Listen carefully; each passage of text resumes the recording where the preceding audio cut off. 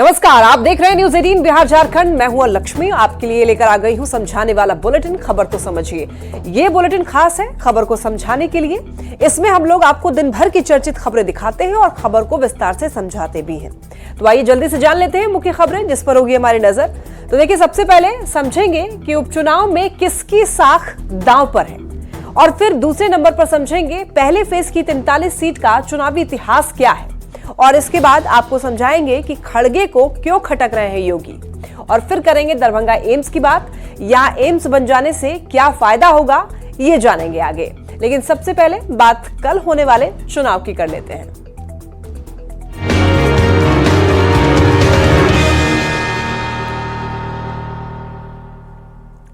देश में 2 राज्यों में विधानसभा चुनाव होने वाले हैं, साथ ही कई राज्यों में उपचुनाव भी होंगे, जिसमें बुधवार को बिहार की 4 सीटों पर विधानसभा उपचुनाव के लिए वोटिंग होगी। गया के बेलागंज, तरारी, रामगढ़ और इमामगंज सीट के लिए कल वोट डाले जाएंगे, और वोटिंग को लेकर प्रशासन ने सुरक्षा के कड़े इंतजाम किए हैं। 4 सीट पर हो रहे उपचुनाव में इंडिया अलायंस की साख दांव पर है, लेकिन क्यों, ये जानने के लिए रिपोर्ट देखिए।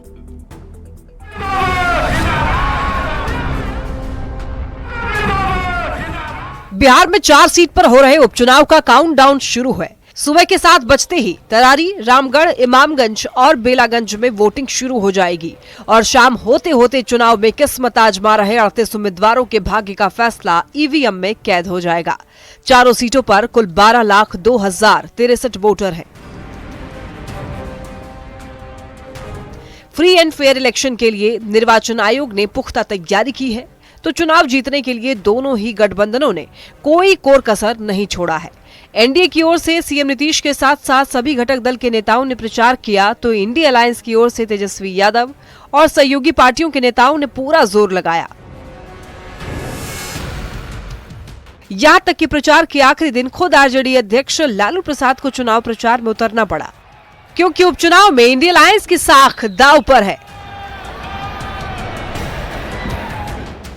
दरअसल इन 4 सीटों में से 3 सीटें 2020 में महागठबंधन के पास थी, जबकि मात्र एक गया की सीट ही एनडीए के पास थी, जहां से जीतन राम मांझी जीते थे। तो ऐसे में ये उपचुनाव तेजस्वी यादव के साथ साथ पूरे इंडिया अलायंस के लिए प्रतिष्ठा का सवाल बन गया है। एनडीए के पास खोने को कुछ ज्यादा नहीं है, जबकि इंडी गठबंधन के पास अपनी 3 सीट को बचाने की चुनौती है। प्रशांत किशोर की पार्टी जनसुराज ने पूरे मुकाबले को त्रिकोणीय बनाने की भरपूर कोशिश की है। प्रशांत किशोर ने जिस सियासी गुणागणित के तहत उम्मीदवारों का चयन किया है, वो दोनों ही गठबंधनों को परेशान करने वाला है। 2025 में होने वाले बिहार विधानसभा चुनाव की पहले 4 सीटों के इस उपचुनाव को सेमीफाइनल माना जा रहा है। जो जीतेगा उसका मनोबल हाई रहेगा। तो देखना होगा जनता जनार्दन का आशीर्वाद किसे मिलता है। Bureau report, news 18। उपचुनाव में किसकी साख दांव पर है, इसको समझने से पहले ये जान लेते हैं कि किन किन 4 सीटों पर बिहार में विधानसभा का उपचुनाव है। तो देखिए, ये जो सीटें हैं वो है तरारी, बेलागंज, रामगढ़ और इमामगंज। यहां पर उपचुनाव होने वाले हैं। अब इन 4 सीटों में तरारी सीट 2020 में सीपीआई-एमएल के पास थी, और बेलागंज की सीट आरजेडी के पास थी, रामगढ़ की सीट आरजेडी के पास थी, जबकि इमामगंज की सीट से 2020 में हम के जीतन राम मांझी जी के पास थी, इन्होंने जीता था। अब देखिए, अब कौन कौन कहां से चुनाव जीता था वो भी जान लीजिए। देखिए, तरारी से सुदामा प्रसाद सीपीआई-एमएल के विधायक थे, सुधाकर सिंह रामगढ़ से आरजेडी के विधायक थे, सुरेंद्र यादव बेलागंज से आरजेडी के विधायक थे, और जीतन राम मांझी इमामगंज से हम के विधायक थे। तो यानी कि 2020 में इंडिया अलायंस के पास उपचुनाव की 4 में से 3 सीटें थीं, जबकि एनडीए के पास महज 1 सीट थी। तो ऐसे में ये उपचुनाव इंडिया अलायंस के लिए साख का सवाल बन गया है। अब देखिए, इंडिया अलायंस के सामने अपनी 3 सीट बचाने की चुनौती है। एक भी सीट हारे तो गलत मैसेज जाएगा। 2025 के बिहार विधानसभा चुनाव के पहले मनोबल पर भी इसका असर पड़ सकता है, यानी कि 2025 के पहले इसे सेमीफाइनल के तौर पर देखा जा रहा है। इन 4 सीट के इस उपचुनाव में इंडिया अलायंस की साख जो है, इसीलिए कहा जा रहा है कि दांव पर लगी हुई है, क्योंकि इस उपचुनाव को लिटमस टेस्ट के तौर पर भी देखा जा रहा है। चलिए बढ़ते खबरों में आगे। झारखंड में पहले चरण में 43 विधानसभा सीटों पर कल वोटिंग होने वाली है और इस फेज में कई दिग्गज नेताओं की सियासी प्रतिष्ठा दांव पर लगी हुई है।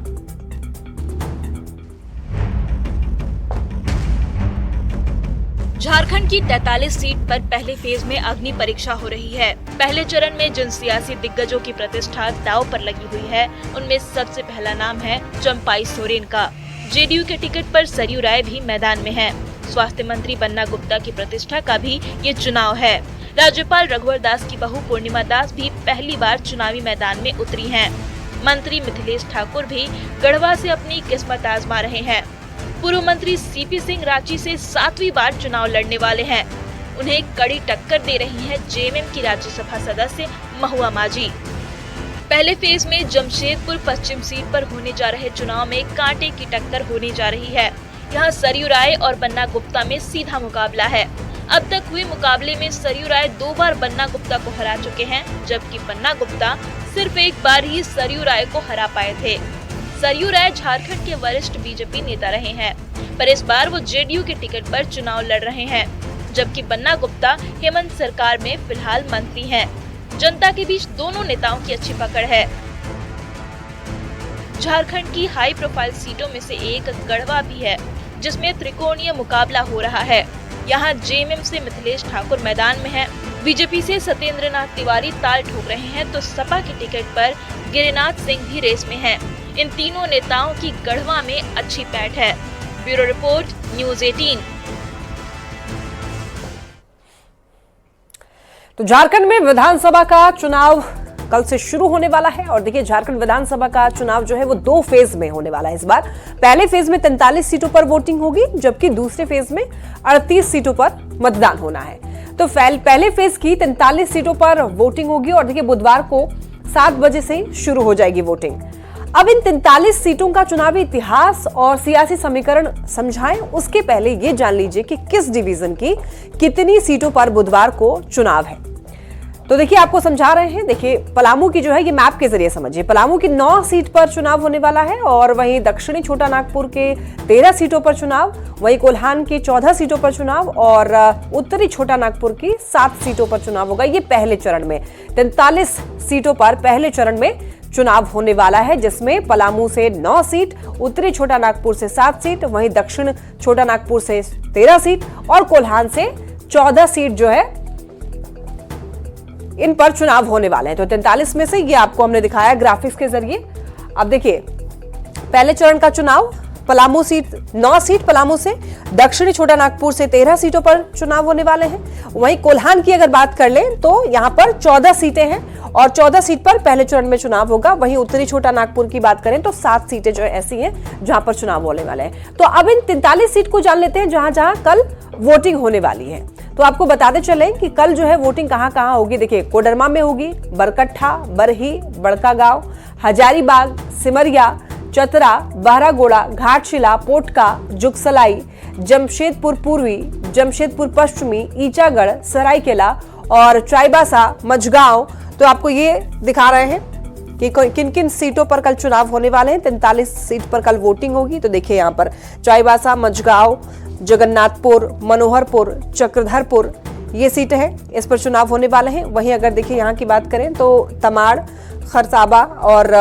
तोरपा, खूंटी, रांची और बात करें आगे तो देखिए हटिया और साथ ही साथ कांके, मांडर और सिसई, इन सभी सीटों पर चुनाव होने वाले हैं पहले फेज में।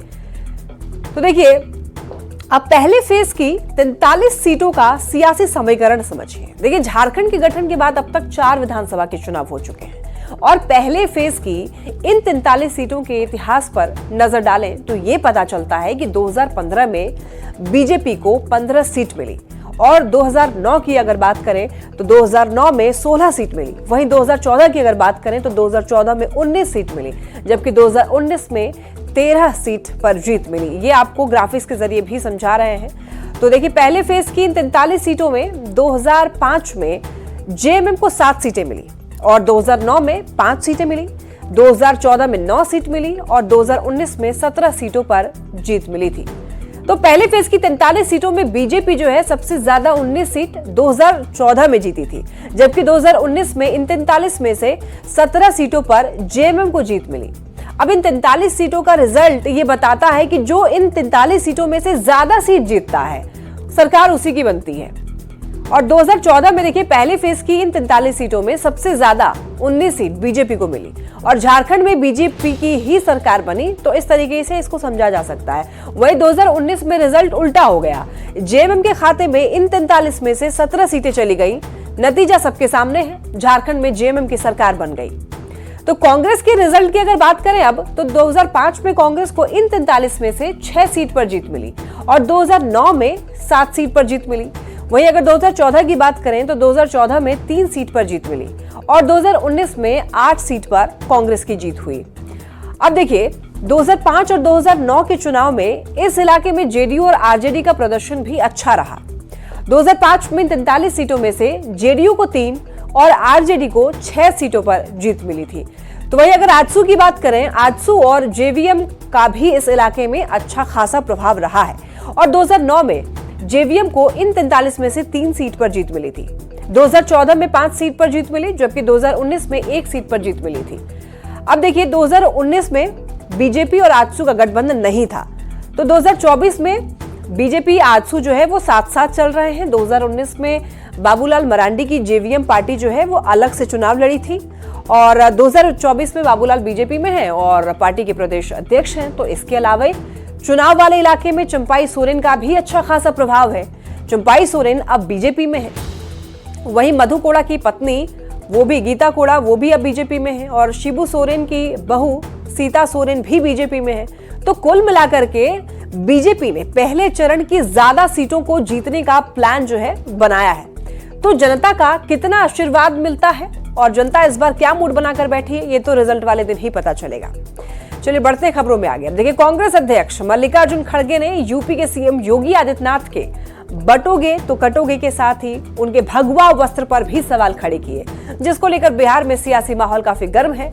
बीजेपी नेता और केंद्रीय मंत्री गिरिराज सिंह ने मल्लिकार्जुन खड़गे पर पलटवार किया है। गिरिराज सिंह ने कहा है कि आज की कांग्रेस नेहरू और इंदिरा की कांग्रेस नहीं है, बल्कि ये जिहादी कांग्रेस हो गई है। डालते हो, गेरुआ डालते हो, पॉलिटिक्स से बाहर हो जाए।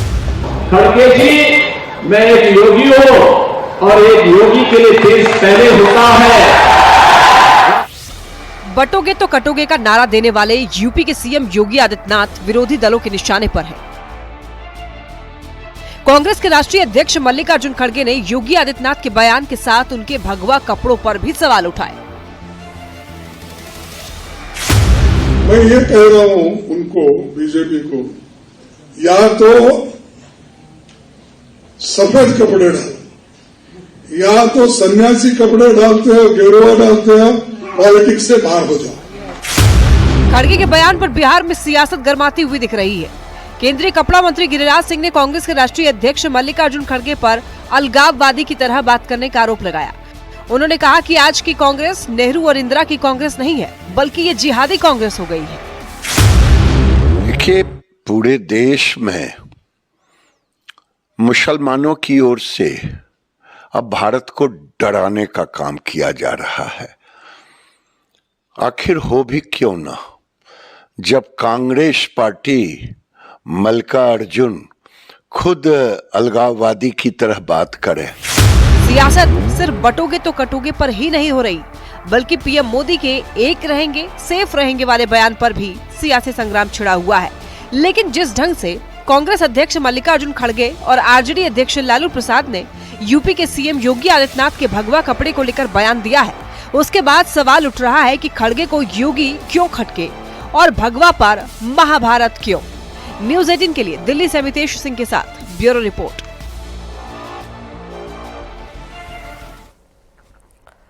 योगी पर विपक्ष के हमले को 5 सवाल से आइए समझते हैं। तो ऐसे में सबसे पहला सवाल यही उठता है। सवाल नंबर 1, कांग्रेस अध्यक्ष भगवाधारी योगी पर सवाल आखिर क्यों उठा रहे हैं। सवाल नंबर 2 कि योगी के बढ़ते हुए कद से क्या कांग्रेस घबरा गई है।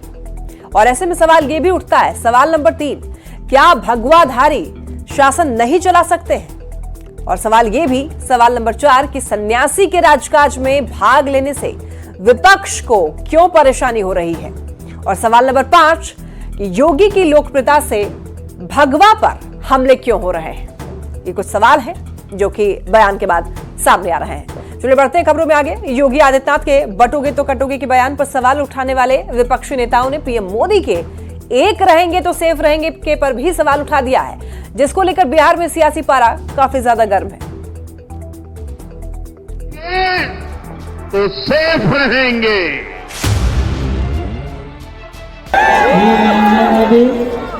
क्या है ये नरेंद्र मोदी फालतू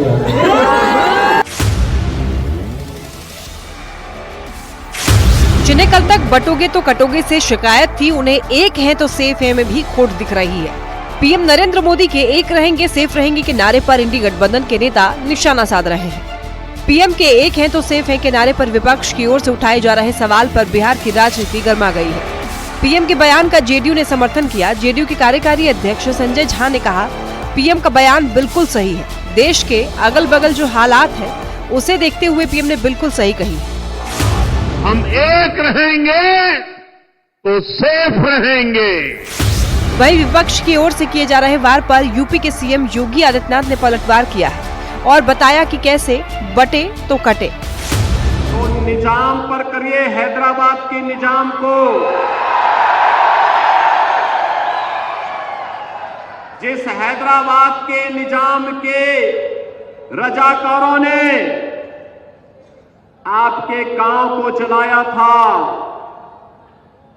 हिंदुओं की निर्मम हत्या की थी। देखना होगा बयानों की ये सियासत कहां तक पहुंचती है। न्यूज़ 18 के लिए पटना से आनंद अमृतराज के साथ ब्यूरो रिपोर्ट। प्रधानमंत्री नरेंद्र मोदी बुधवार को बिहार आ रहे हैं और पीएम मोदी दरभंगा एम्स के शिलान्यास और भूमि पूजन कार्यक्रम को लेकर दरभंगा आ रहे हैं, जिसको लेकर जोर शोर से तैयारी चल रही है।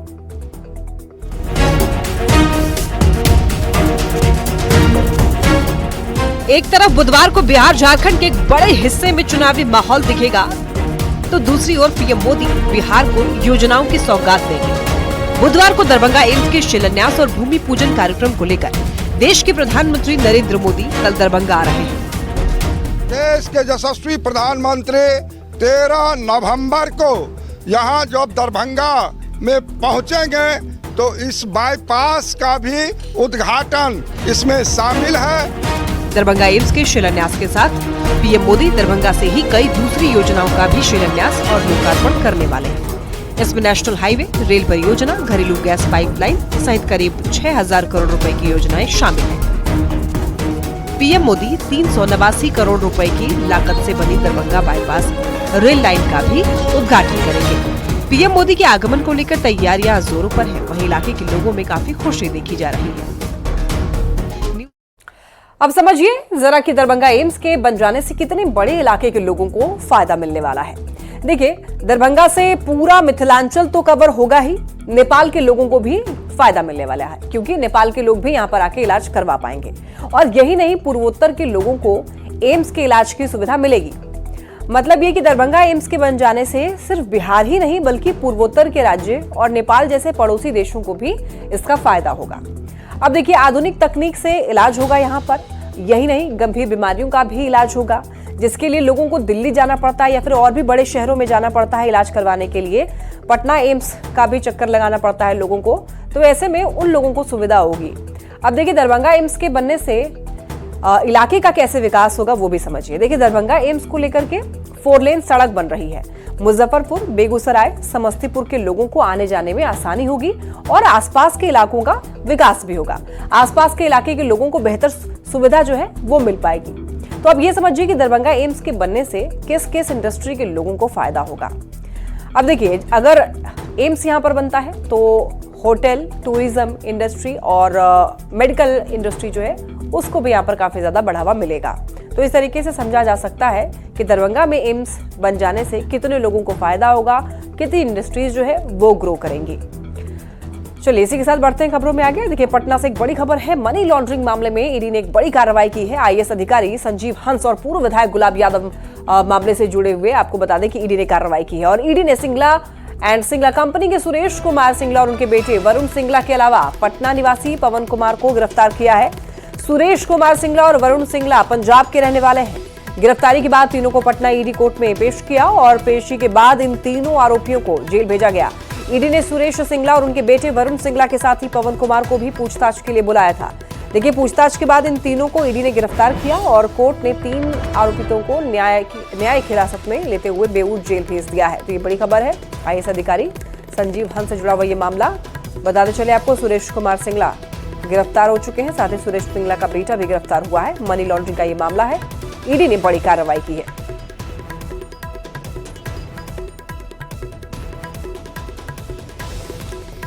बता दें आपको, तीनों को ईडी कोर्ट में पेशी कराई गई और साथ ही साथ आपको बताते चले, ये जो सुरेश कुमार सिंगला हैं और वरुण सिंगला हैं, ये पंजाब के रहने वाले हैं। और देखिए, आपको बताते चलें कि सिंगला के अलावा पटना निवासी पवन कुमार को भी गिरफ्तार किया गया है। मनी लॉन्ड्रिंग के मामले में पूछताछ हुई है इन सभी से। मनी लॉन्ड्रिंग के मामले में ईडी ने ये बड़ी कार्रवाई करते हुए इन सभी से पूछताछ की। आईएएस अधिकारी संजीव हंस और पूर्व विधायक गुलाब यादव के मामले से जुड़े हुए इस मामले में ईडी ने कार्रवाई की है।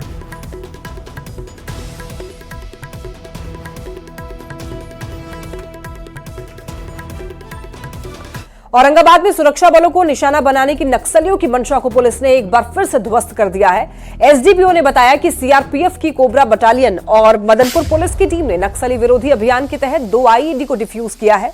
बता दें कि सुरक्षा बलों को नुकसान पहुंचाने की मंशा से नक्सलियों ने पचरुखिया और गोबरदह के जंगल में 3-3 किलो के आईईडी को प्लांट करके रखा था। और इसी के साथ इस बुलेटिन में इतना ही। तमाम खबरों के लिए आप देखते रहिए न्यूज़ 18।